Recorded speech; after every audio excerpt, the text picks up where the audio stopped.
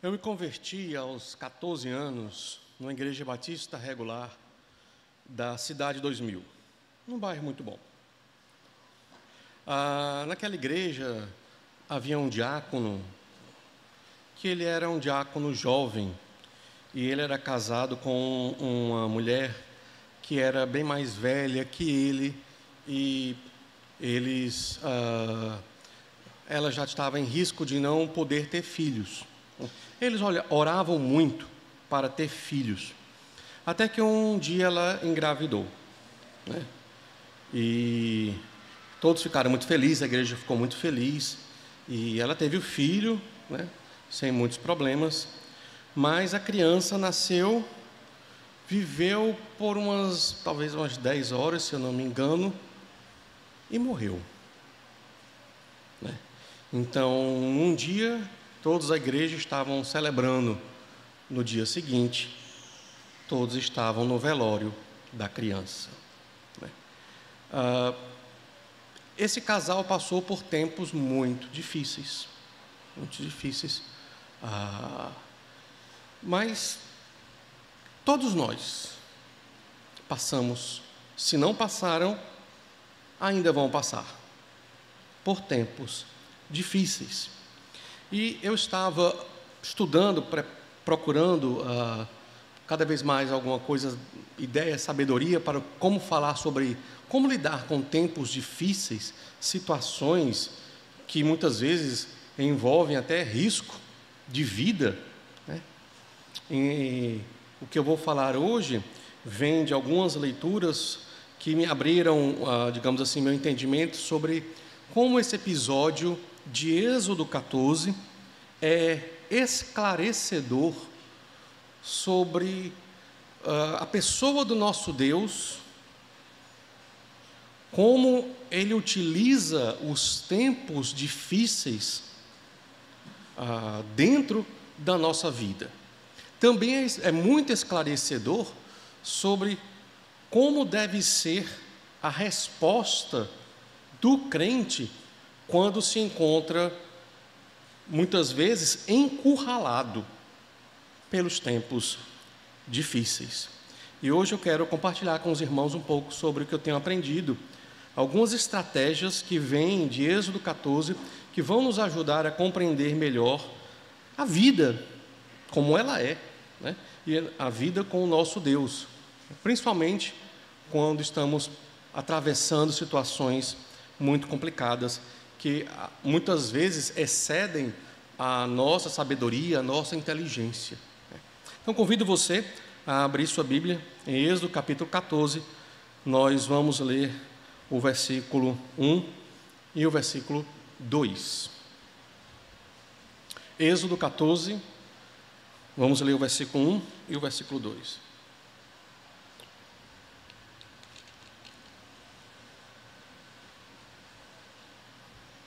O Senhor disse a Moisés: diga aos filhos de Israel que voltem e se acampem diante de Pi-Hairote, entre Migdol e o mar, diante de Baal-Zefon, em frente desse lugar, junto ao mar, vocês acamparão.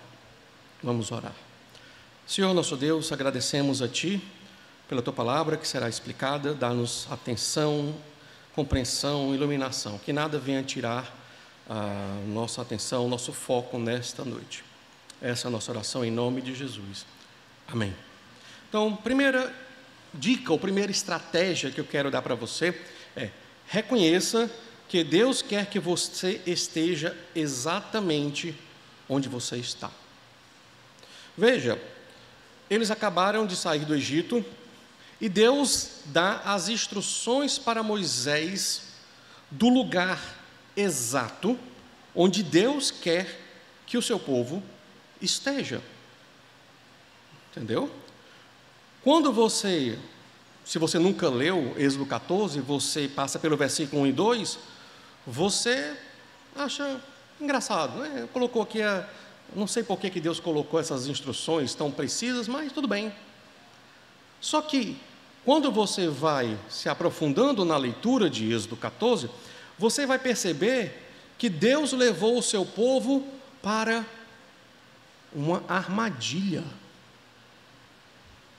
para uma ratoeira, para um beco sem saída. Eles não erraram o caminho. Eles não chegaram exatamente naquele ponto por acaso, ou por um acidente. Não. Foi exatamente o Deus que fez todo aquele milagre esplêndido no Egito, que disse: Moisés, siga exatamente as minhas instruções. Você vai conduzir o povo para este lugar aqui. O lugar é um beco sem saída. É um beco sem saída. De frente para o Mar Vermelho, no caso aqui provavelmente um dos lagos próximos ao Mar Vermelho, mas era um lago que você não conseguia ver o outro lado, vasto, imenso. Então você fica, mas por quê? Por quê? Qual o interesse de Deus em me levar, como nós chamamos aqui, para o cheiro do queijo? Me colocar exatamente numa cilada, numa armadilha, encurralado, numa situação que eu não tenho para onde correr. Então isso começa, a olhar para isso, eu comecei a abrir minha mente, que Deus tem intenções que fogem ao meu entendimento, entendeu? Jesus, em João 16:33, ele fala algo interessante. Ele diz: no mundo vocês passam por muitas aflições. Isto é uma realidade, isto é um fato. Mas tenham coragem, eu venci o mundo. As aflições que nós passamos, às vezes, nós somos levados a elas pelo próprio Deus. Deus quer que nós estejamos exatamente ali, no meio daquela aflição, no meio daquela agonia, no meio daquela situação enlouquecedora que você diz: é o meu fim. Não há como sobreviver a isso. Talvez você diga: e se eu for o culpado da minha situação? Se eu estiver nesse contexto difícil por causa do meu pecado? Não importa. Deus, na sua providência, pode permitir que você chegue até esse momento, porque Ele ainda quer que você esteja exatamente naquele lugar. Então, a primeira coisa para a gente entender e compreender os momentos difíceis na nossa vida é aceitar esta realidade. Nós estamos exatamente onde Deus quer que estejamos. Próximo versículo 3 e o versículo 4.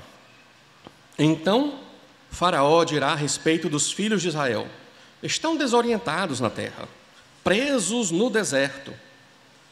Olha, Faraó conhecia a geografia daquela região, e quando ele soube que eles estavam exatamente naquele lugar, ele pensou imediatamente: se perderam, acharam que eram espertos, se perderam e entraram exatamente num beco sem saída, estão encurralados. Agora você olha a perspectiva de Deus. É interessante o texto, porque o texto vai mostrar as perspectivas de cada um. Ele mostra o pensamento de Deus, ele mostra o pensamento do faraó, ele mostra o pensamento de Moisés, ele mostra o pensamento do povo. É um narrador onisciente aqui, que conhece os pensamentos de todos. Então aí nós ficamos, a história fica mais empolgante, porque a gente sabe as conclusões, os raciocínios de cada um aqui. Agora veja o que Deus está pensando. Enquanto o faraó pensa: peguei eles. Olha o que Deus pensa. Versículo 4. Eu vou endurecer o coração de Faraó, para que os persiga, e serei glorificado em Faraó e em todo o seu exército, e os egípcios saberão que eu sou o Senhor. E eles assim o fizeram.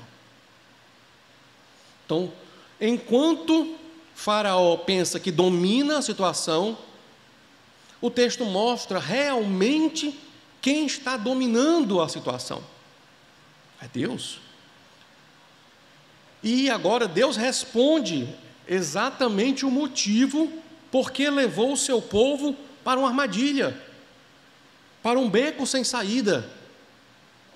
O motivo é: eu vou ser glorificado por meio dessa situação. Então aqui nós temos uma outra estratégia que nos ajuda a compreender os momentos difíceis em nossa vida. Esteja mais preocupado com a glória de Deus do que com o seu alívio. Normalmente, quando um infortúnio, quando uma situação difícil vem sobre nós, nós perguntamos por quê? E no episódio que eu narrei no início da pregação, nós nos perguntávamos naquele momento: mas por que, Deus? Por que permitiu que isso acontecesse? Alegria num dia, tristeza no outro. Contudo, perguntar o porquê é ter a atitude equivocada. O porquê nós já sabemos. O texto já nos diz, e toda a Escritura nos diz: nós somos conduzidos às situações de infortúnio, de calamidade, por um único motivo: Deus quer mostrar a sua glória por meio desta situação, através de você. A resposta já está dada. É esta a resposta. É interessante, em João capítulo 9, quando os discípulos perguntavam a Jesus: quem pecou para que este cego, de nascença, ou seja, ele nascesse cego? Ninguém pecou. O problema não é o pecado. Ele nasceu cego por uma única razão: Deus quer ser glorificado por meio da cegueira dele. No mesmo livro, agora no capítulo 11, que é a morte de Lázaro e a sua ressurreição, Jesus é avisado com antecedência que Lázaro está doente. Mas Jesus não se mobiliza. Ele espera Lázaro morrer. Ele espera Lázaro morrer. Ele só se direciona para a cidade de Lázaro, de Marta e de Maria, depois que Lázaro está morto e enterrado. Aí você diz: mas por quê? Por que ele esperou? Por que ele não foi logo e salvou e poupou tanto sofrimento? Essa é a perspectiva nossa, humana. Nós sempre pensamos da perspectiva do alívio. Nós queremos o alívio imediato dos nossos sofrimentos. A resposta de Jesus mostra a perspectiva de Deus. Ele esperou porque Deus tinha que ser glorificado com a morte de Lázaro. Deus tinha que ser glorificado. Deus queria ser glorificado com a morte de Lázaro. Então Jesus faz exatamente como Deus quer. Jesus deixa bem claro que a sua missão é fazer a vontade do Pai. Quando o infortúnio vem nas nossas vidas, você já deve saber de antemão: Deus quer ser glorificado. Deus quer ser glorificado talvez com o meu câncer, com a perca de um parente querido na minha família, entendeu? Com a calamidade que eu nunca esperei e veio sobre mim. O porquê, a Bíblia já me dá. Deus quer ser glorificado. Eu preciso saber agora o como. O como eu devo procurar. Como eu vou procurar, como eu posso fazer com que essa situação realmente redunde glória para o meu Deus. Entendeu? Então, Deus está dizendo aqui para Moisés: Moisés, tudo isso vai acontecer, mas tem um único objetivo: a minha glória. Eu levei vocês para uma armadilha, mas é porque eu quero ser glorificado. No início do relacionamento entre Faraó e o nosso Deus, Deus de Israel, o Faraó chega para Moisés e diz: quem é esse Deus de vocês? Eu não conheço o Senhor, nunca ouvi falar desse Deus. Deve ser um Deus de quinta categoria. Vão trabalhar, vocês estão tudo um bando de preguiçosos. Deus agora está mostrando para o Faraó e para todo o Egito: você disse que não me conhecia. Mas você vai me conhecer. Na verdade, todo o Egito vai me conhecer e vai ser difícil se esquecer de mim. Então, Deus deixa bem claro: os egípcios saberão que eu sou o Senhor. Então, a hora está chegando. Vamos ler agora do versículo 5 ao 9. Quando foi anunciado ao rei do Egito que o povo fugia, e ele e os seus oficiais mudaram de ideia a respeito do povo, disseram: que é isso que fizemos, permitindo que Israel nos deixasse de servir? E Faraó aprontou o seu carro de guerra e levou consigo o seu povo. Levou também 600 carros de guerra escolhidos de todos os outros carros de guerra do Egito, com capitães sobre todos eles. Porque o Senhor endureceu o coração de Faraó, rei do Egito, para que perseguisse os filhos de Israel. Porém, os filhos de Israel saíram marchando corajosamente. Os egípcios perseguiram com todos os cavalos e carros de guerra de Faraó, os seus cavaleiros e o seu exército, e os alcançaram acampados junto ao mar, perto de Pi-Hairote, diante de Baal-Zefon. Faraó estava com sangue nos olhos. Preparem tudo o que nós temos de mais potente.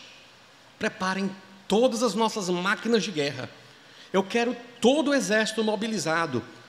Todos. Eu quero apanhar este povo e trazê-lo de volta escravo para o Egito. E assim ele preparou e foi, né? Ele foi. Ele só tinha um alvo na mente dele: reescravizar o povo de Deus. Faraó é o inimigo do povo de Deus. O povo de Deus hoje tem um outro inimigo: Satanás. Nós, na nossa luta, na nossa vida diária, nós não podemos perder de vista que existe sim um inimigo atrás de nós, alguém querendo nos destruir, alguém nos perseguindo. O povo de Israel continuava marchando corajosamente, mesmo com um inimigo atrás, eles continuaram marchando. Você deve perceber e ter essa mesma estratégia, de olho no inimigo, mas focado em Deus. Continuar marchando. O inimigo existe, o inimigo está querendo nos destruir. Paulo fala em Efésios capítulo 6, versículo 13, que nós devemos vestir a armadura de Deus para resistir no dia mau, no dia da calamidade, para vencer e para permanecer inabalável. Se estivermos preparados, portando-nos corajosamente, nós vamos vencer. O inimigo vem. Isso é outra a realidade que é inevitável. O inimigo vem. Ele vai nos atacar. Ele tem interesse em nos atacar. E nós só poderemos permanecer, resistir firme, se estivermos preparados. Deus é por nós, mas não podemos jamais baixar a guarda. Jamais. Não podemos permitir que Satanás tenha vantagem sobre nós. Não podemos ignorar as suas estratégias, as suas artimanhas. Paulo fala isso em 2 Coríntios, capítulo 2, versículo 11. Por isso, devemos orar sempre e orar com fé. Olha o que ele diz no versículo 10 até o versículo 12. Chegando Faraó, os filhos de Israel levantaram os olhos, e eis que os egípcios vinham atrás deles, e ficaram com muito medo. Então os filhos de Israel clamaram ao Senhor. Ou seja, estão orando, pedindo ajuda. Mas o texto continua, e nós somos informados que tipo de oração os filhos de Israel fizeram. Eles disseram a Moisés, versículo 11, será que foi por não haver sepulturas no Egito que você nos tirou de lá, para que morramos neste deserto? O que foi que você fez conosco, tirando-nos do Egito? Não foi isso que dissemos a você no Egito? Deixe-nos em paz, para que sirvamos os egípcios, pois teria sido melhor para nós servir os egípcios do que morrer no deserto. Eles clamaram, mas eles clamaram sem fé. Os israelitas não acreditavam que Deus tinha interesse em salvá-los. Eles não acreditavam nisso. Eles estavam saindo, eles estavam vendo tudo o que estava acontecendo ali, mas no fundo, e aqui eles mostraram exatamente o que estava no seu coração. Um coração incrédulo. Mesmo após de terem visto as 10 pragas, o coração de Israel ainda era incrédulo. Ele não acreditava que Deus queria o melhor para eles. Eles não confiavam em Deus. Eles não tinham fé em Deus. Deixe-me ler para você Lucas, capítulo 7.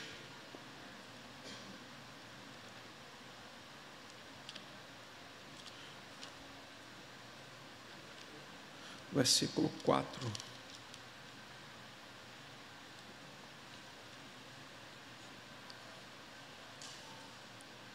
Aqui é a cura de um servo de um centurião.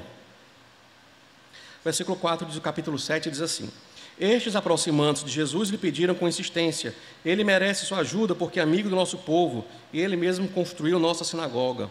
Então Jesus foi com eles. Quando Jesus estava perto da casa, o centurião enviou-lhes alguns amigos, dizendo: Senhor, não se incomode, porque não sou digno de recebê-lo em minha casa. Por isso não me julguei digno de lhe ir falar pessoalmente com o Senhor. Porém, diga uma palavra e o meu servo será curado.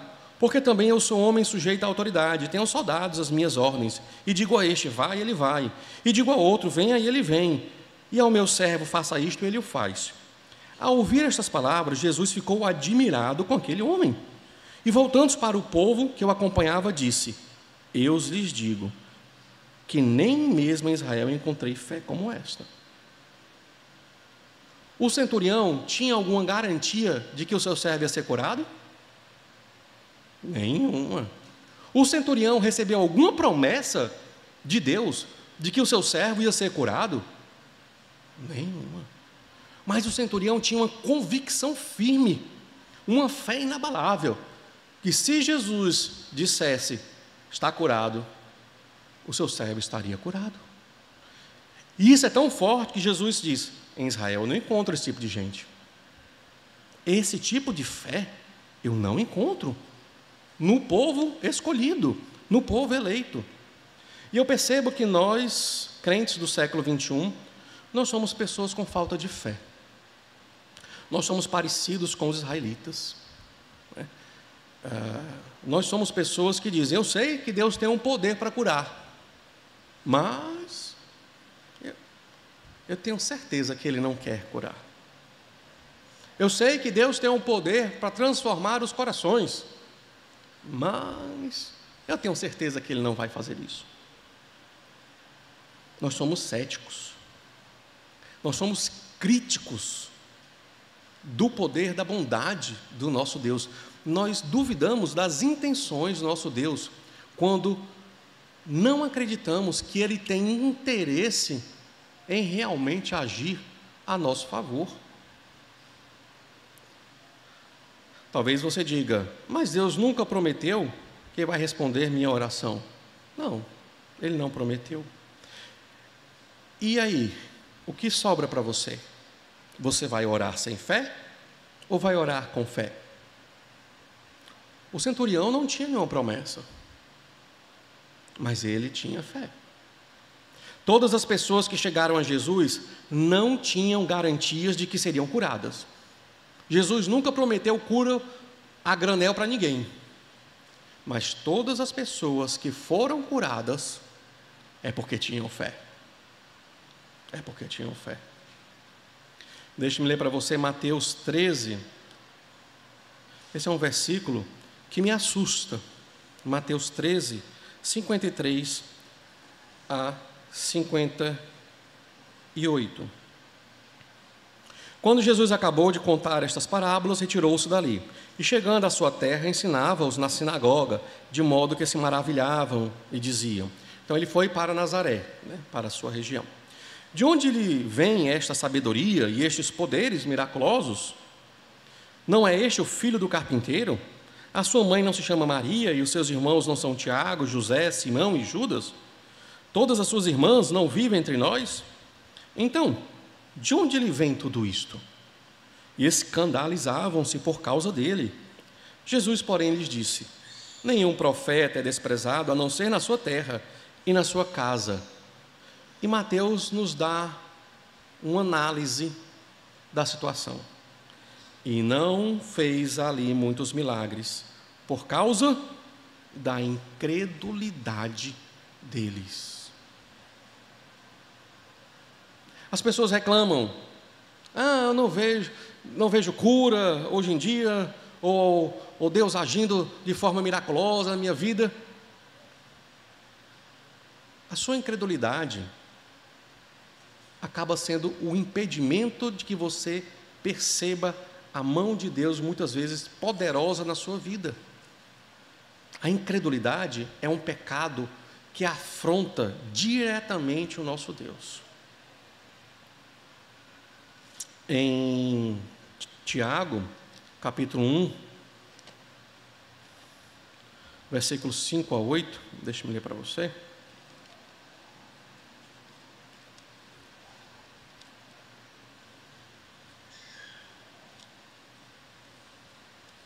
Estou chegando. Diz assim: se porém algum de vocês necessita de sabedoria, peça a Deus, que a todos dá generosamente, sem reprovações, e ela lhe será concedida. Peça, porém, com fé, em nada duvidando, pois o que duvida é semelhante à onda do mar, impelida e agitada pelo vento. Que uma pessoa dessas não pense que alcançará do Senhor alguma coisa, sendo indecisa e inconstante em todos os seus caminhos. Olha o que Deus está dizendo. Ó Senhor, me dê sabedoria, me dê inteligência, me dê entendimento, me dê, apesar de eu não acreditar que o Senhor vai me dar, né? Mas me dê. Tiago diz: você não vai receber.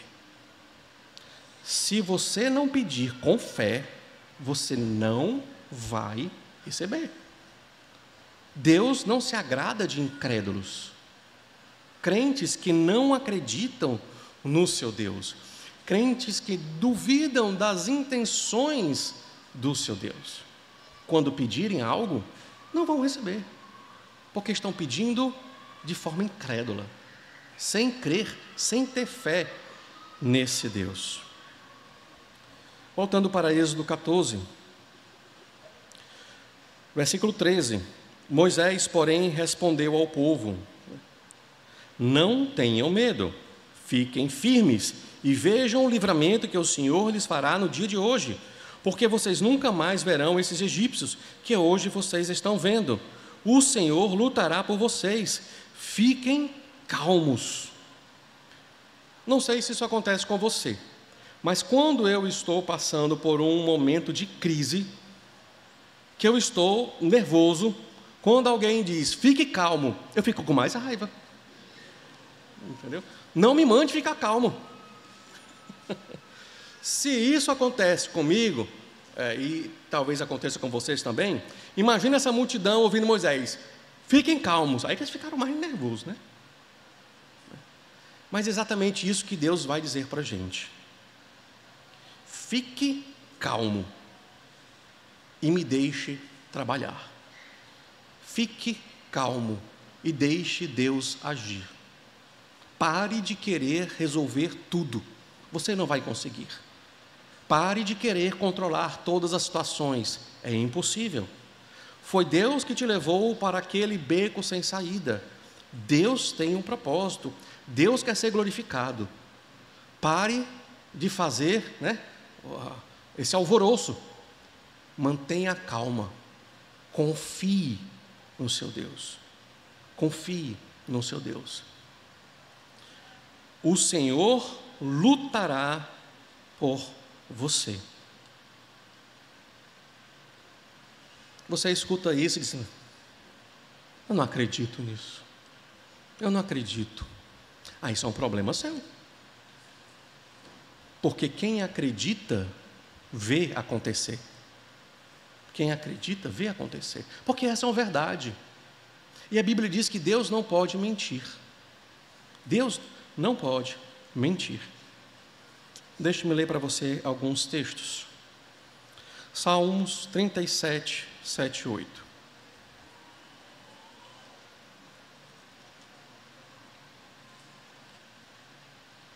Descanse no Senhor e espere nele. Não se irrite por causa daquele que prospera em seu caminho, por causa do que realiza os maus desígnios. Deixe a ira, abandone o furor, não se irrite, certamente isso acabará mal. Deixe-me ler também Efésios. Efésios capítulo 3.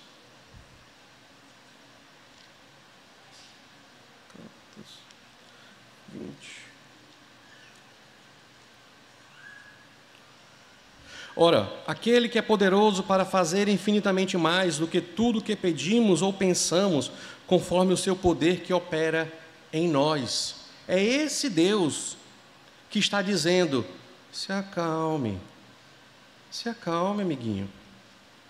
Parece que você não sabe quem eu sou. Eu sou o Deus que é capaz de fazer infinitamente mais do que você consegue imaginar nessa tua mentalidade finita. Você precisa me conhecer mais. Você precisa saber mais intimamente quem eu sou. Porque se você soubesse, você não ficaria nesse estado de nervos. Salmo 23, versículo 4, tem outra verdade muito poderosa. Deixa eu ler aqui. Ainda que eu ande pelo vale da sombra da morte, o que é que acontece? Não temerei mal nenhum, porque eu sou corajoso. Não, porque tu estás comigo. O teu bordão e o teu cajado me consolam. Ele não diz, se eu andar. Você vai andar, é um fato. Todos nós, mais cedo ou mais tarde, andaremos pelo vale da sombra da morte. Quando estivermos no vale da sombra da morte, tenha coragem, tenha calma, não tenha medo. Por quê? Porque o Senhor está com você. Isso é mais que suficiente. Isso aqui é a repetição exatamente do que é dito aqui para os israelitas. O Senhor lutará por vocês. Fiquem calmos. Fiquem calmos. O Senhor lutará por vocês. Deus pode fazer grandes livramentos, como fez em Êxodo 14, ainda hoje. Aí você vai dizer assim: tudo bem, pastor, mas quem me garante que Deus vai me livrar? Quem me garante que eu vou ter o livramento da minha situação de calamidade? E aí, a minha resposta está no versículo 15 até o 18. O Senhor disse a Moisés: por que você está clamando a mim? Diga aos filhos de Israel que marchem. É como se Deus dissesse para Moisés: por que você está com inquietação? Oxe, continue a jornada. Anda, começa a andar, começa a marchar. Mas você vai dizer: isso é loucura. Nós, pessoas inteligentes, racionais do século 21, naquela situação, olharíamos para Moisés, iríamos debochar dele rindo. Você pirou? Esqueceu de tomar o Rivotril? Né? Você não está vendo que tem um mar na minha frente? Como você diz, marchem? Ou, se foi Deus que disse isso para você, a situação está pior do que eu imaginava. Ou seja, é um Deus que perdeu o controle de tudo. Será que Ele não sabe que nós não somos peixes? Não tem como atravessar esse mar? Como Ele diz, marchem.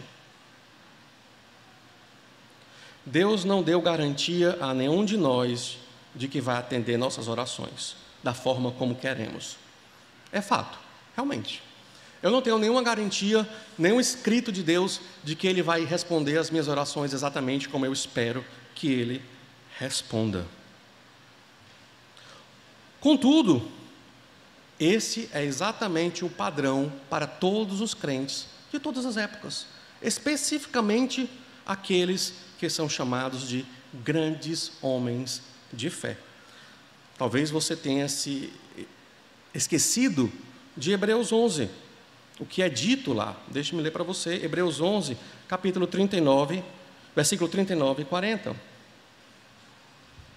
Ele diz assim: todos estes, os heróis da fé, mesmo tendo obtido bom testemunho por meio da fé, não obtiveram a concretização da promessa.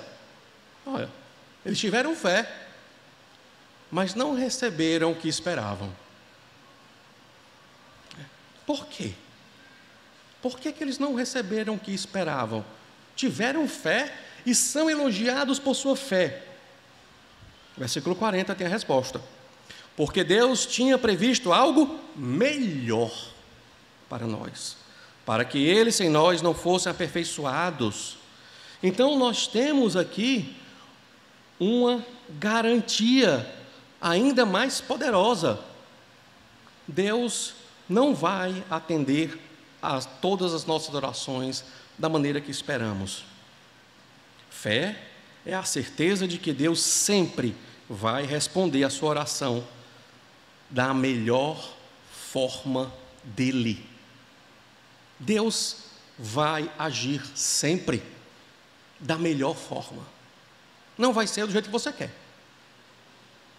mas vai ser do melhor jeito possível, da perspectiva de Deus.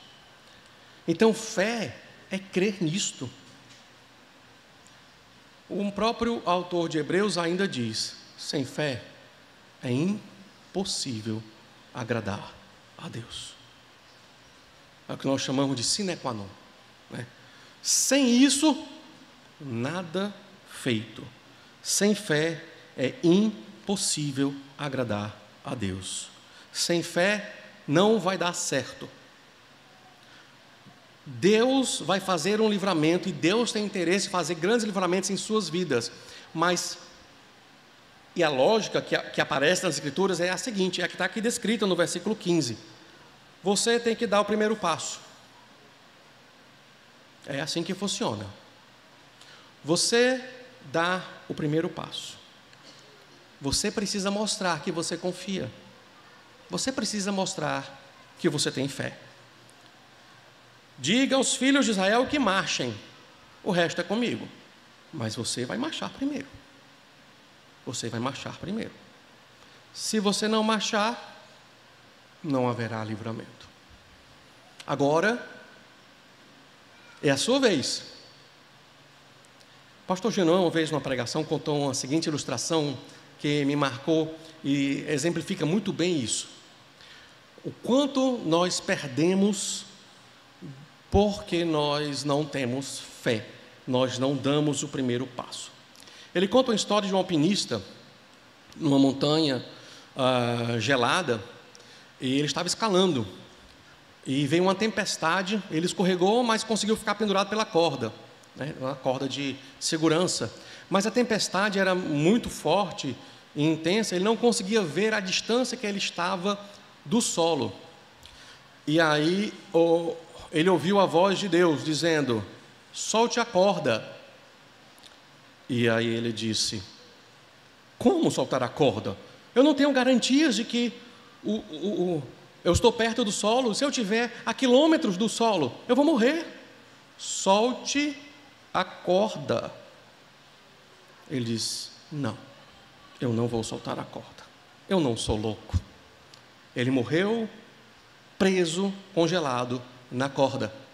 Quando a tempestade passou, ele estava a 1 metro do chão. Se ele tivesse soltado a corda, ele teria sobrevivido.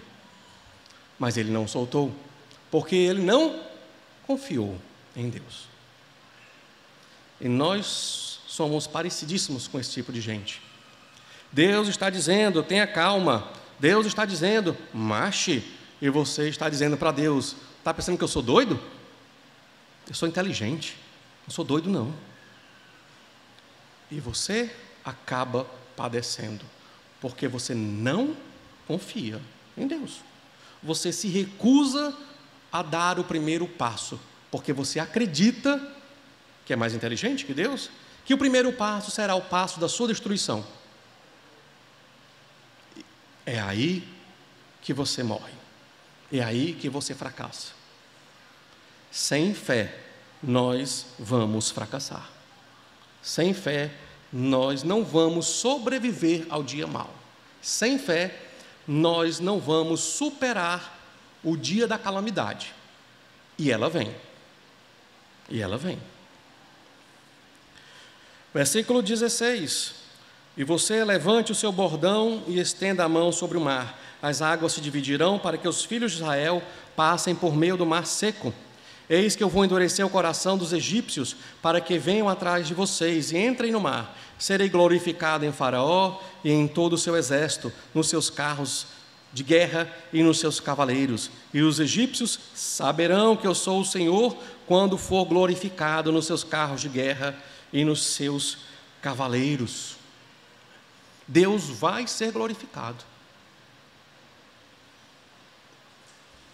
A questão é: você vai ver isso?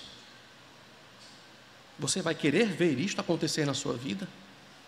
Do versículo 19 até o versículo 30, nós temos o desfecho da história. E é interessante aqui você perceber a ação de Deus. Isso também traz outro princípio interessante. Veja Deus agir. Olha o que Deus está fazendo. Versículo 19. O anjo de Deus, que ia adiante do exército, abrindo caminho, ele se retira e vai para trás. Aqui é uma estratégia de guerra. O exército que está abrindo caminho, você agora vai se mover para a retaguarda, porque eu vou abrir o mar, então não vai ser necessário.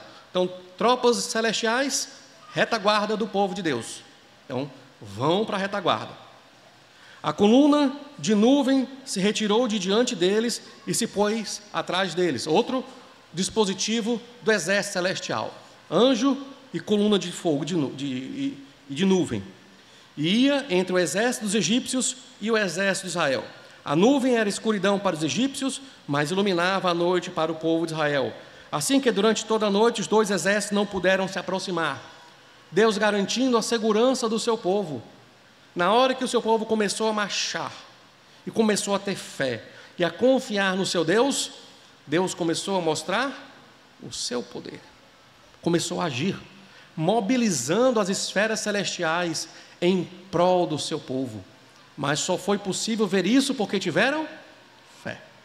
Começaram a marchar. Então Moisés estendeu a mão sobre o mar, e o Senhor, por um forte vento leste que soprou toda aquela noite, fez com que o mar se retirasse, tornando-se a terra seca e as águas foram divididas. Os filhos de Israel entraram pelo meio do mar seco, e as águas foram com a muralha à direita e à esquerda deles. Os egípcios que os perseguiam entraram atrás deles, todos os cavalos de Faraó, os seus carros de guerra e os seus cavaleiros até o meio do mar. Na vigília da manhã, o Senhor, na coluna de fogo de nuvem, viu o acampamento dos egípcios e criou alvoroço no acampamento dos egípcios. Emperrou as rodas dos carros dos egípcios, fazendo com que andassem com dificuldade. Então os egípcios disseram: vamos fugir da presença de Israel, porque o Senhor está lutando por eles contra os egípcios. O Senhor disse a Moisés: e agora é o golpe de misericórdia. Agora é a derrota final. Estenda a mão sobre o mar, para que as águas se voltem sobre os egípcios, sobre os seus carros de guerra e sobre os seus cavaleiros. Então Moisés estendeu a mão sobre o mar, e o mar, ao romper da manhã, retomou sua força. Os egípcios fugiram de encontro a ele, e o Senhor jogou os egípcios para dentro do mar. As águas voltaram e encobriram os carros de guerra e os cavaleiros de todo o exército de Faraó, que os haviam seguido do mar. Nem ao menos um deles escapou com vida. O desenho da Disney está errado. Ninguém escapou. Nenhum. Mas os filhos de Israel caminhavam a pé enxuto pelo meio do mar, e as águas lhe eram quais muralhas à sua direita e à sua esquerda. Assim o Senhor livrou Israel naquele dia das mãos dos egípcios. Israel viu os egípcios mortos, na praia do mar. E Israel viu o grande poder que o Senhor havia usado contra os egípcios. E o povo temeu o Senhor e confiou no Senhor e em Moisés, seu servo. Deus está protegendo o seu povo ainda hoje. É o mesmo Deus. Ele não diminuiu de poder. O que mudou foi a fé do povo de Deus. Nós é que somos incrédulos em acreditar que Deus ainda hoje está lutando a nosso favor. Deixe-me ler para você novamente Hebreus, capítulo 13, versículos 5 e 6. Que a vida de vocês seja isenta de avareza, contentem-se com as coisas que vocês têm, porque Deus disse: de maneira alguma deixarei você, nunca, jamais o abandonarei. Assim afirmemos confiantemente: o Senhor é meu auxílio, não temerei. O que é que alguém pode me fazer? Você diz: alguém pode me matar. Paulo responderia: mas o morrer é lucro. A questão é: o morrer é lucro para Paulo? O morrer é lucro para você? Por isso que o autor de Hebreus diz: o que é que alguém pode fazer comigo? Eu saio ganhando de todo jeito. Eu saio ganhando de todo jeito. Se Deus está comigo e Ele está prometendo que nunca vai me deixar, que vai lutar por mim, que vai estar comigo no vale da sombra da morte, que não vai me desamparar, por que eu ainda não confio nele? Por que eu ainda temo? Por que a minha vida ainda é uma vida miserável? A incredulidade, ela tem tido alguns resultados danosos nas nossas vidas. A incredulidade, ela tem gerado uma geração de crentes ansiosos, porque não confiam. Se você não confia, você fica ansioso. A ansiedade tem gerado depressão. Nós estamos cheios de crentes abatidos, entristecidos, desanimados com a vida, atormentados por todo lado, síndrome do pânico à torta e à direita, irritados com tudo, frustrados, problemáticos, alguns até viciados. A incredulidade está cobrando um preço alto. Estamos vivendo à base de remédios, porque preferimos confiar na ciência do que em Deus. Não estou dizendo que você não vai usar remédio, não é isso. Eu estou dizendo que Deus te oferece uma vida abundante e você está dizendo para Deus: eu prefiro a vida abundante com os meus comprimidos. Dispenso a sua vida abundante, Deus. O preço por não confiar em Deus é muito alto. Você precisa aceitar de uma vez por todas que quem governa este mundo é o nosso Deus. Você precisa aceitar de uma vez por todas que você não vai ter controle sobre nada. Enquanto você não se render, e aqui é rendição total, incondicional. Enquanto você não se render a Deus, e eu estou falando para crentes, você não vai experimentar a paz que excede todo entendimento, a vida plena e abundante que o Senhor Jesus promete. Isso são para aqueles que decidiram confiar, mesmo quando estão diante de um mar que você não vê o outro lado. Se Deus diz: marche, você nem questiona, você marcha, você anda, porque se Deus diz, é porque assim deve ser. Nós precisamos decidir de uma vez por todas, irmãos: ou nós vamos confiar em Deus, ou nós vamos confiar nos nossos próprios raciocínios. Os resultados podem ser catastróficos. Deixe-me ler ainda Romanos, capítulo 11, versículo 33. Ó profundidade da riqueza, tanto da sabedoria como do conhecimento de Deus! Quão inexplicáveis são os seus juízos e quão insondáveis são os seus caminhos. Paulo, depois de falar do plano de Deus para toda a humanidade, ele chega a essa conclusão: os caminhos de Deus são insondáveis. Como você acha que pode saber mais sobre a vida do que o próprio Deus? E Deus deixa bem claro esta realidade em Isaías 55, 8 e 9. Ele diz assim, deixe-me ler para você.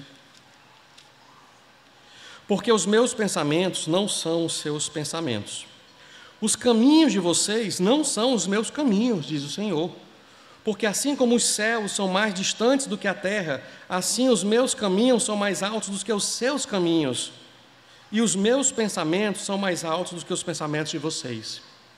Deus está dizendo para você, amigo, nós somos bem diferentes. Eu tenho planos que você não faz ideia na minha mente. Você jamais vai entender, porque a sua mente é terrena e finita. A minha mente é eterna e infinita. Então não tenta querer saber mais do que eu. Não vai funcionar assim. Não vai funcionar assim. Encerrando, Êxodo 14. Quando você vê o livramento de Deus, quando você atravessar o seu mar vermelho, pode ser da maneira que você não esperava, pode ser de uma forma que você jamais pediu ou sonhou.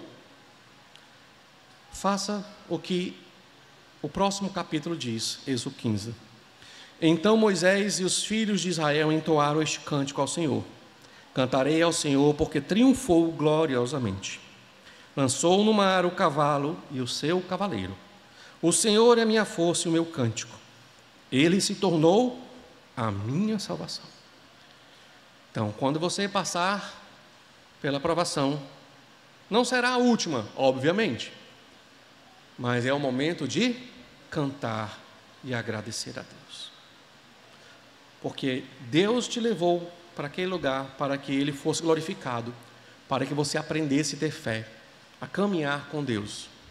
E agora você agradece a Deus. Não se esqueça nunca de agradecer a Deus por tudo que Ele tem feito em suas vidas. Iremos passar por provações? Iremos. Tribulações, angústias, momentos de grande calamidade? Iremos. Isso é fato.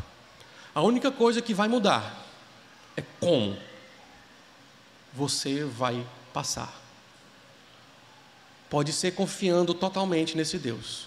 Deus, eu confio totalmente, eu fecho os olhos e o Senhor pode ir guiando esquerda e direita. Não tem uma brincadeira assim, né? Pode dizendo, esquerda, Valbert, vou para a esquerda. Direita, Valbert, vou para a direita. Ou você pode dizer para Deus, Deus, se eu não tiver garantias, certezas, não vai ser do seu jeito. Se o Senhor quiser que seja do seu jeito, eu quero garantias aqui de que vai dar certo. Ninguém tem garantias. Mas nós temos muitas certezas de que Deus nunca vai nos deixar, de que nós podemos confiar em Deus. Talvez você já sabe, mas eu quero só lembrar. Israel passou nesse teste, mas o livro de Êxodo e o livro de Números são livros que vão mostrar os outros testes que Israel passa. Israel é reprovado num dos testes mais vitais, de acreditar que Deus iria cumprir o que prometeu, a terra prometida. Eles duvidaram, os judeus. Eles não acreditaram que Deus realmente iria cumprir aquilo que prometeu. Sabe o que aconteceu com eles? Toda essa geração que passou no Mar Vermelho morreu, foi sepultado no deserto, não viu nada, não desfrutou de nada. Esse é o destino daqueles que não confiam em Deus. Não desfrutam das coisas maravilhosas que Deus tem para nós. Não desfrutam de nada e vivem vidas miseráveis, deprimidos, ansiosos, abatidos, desanimados. Eu penso que confiar em Deus é a alternativa mais racional e mais lógica para nós, crentes. Vamos orar. Senhor Deus, amado Pai, nós agradecemos a Ti pela Tua palavra, agradecemos a Ti porque o Teu Santo Espírito nos ajuda, Senhor Deus, cada vez mais a caminharmos da forma correta neste mundo. Abençoa o Teu povo, dá cada vez mais coragem e fé, para que possamos crer em Ti, para que possamos confiar em tudo aquilo que o Senhor coloca diante de nós, que está registrado na Tua palavra. Essa é a nossa oração, em nome de Jesus. Amém.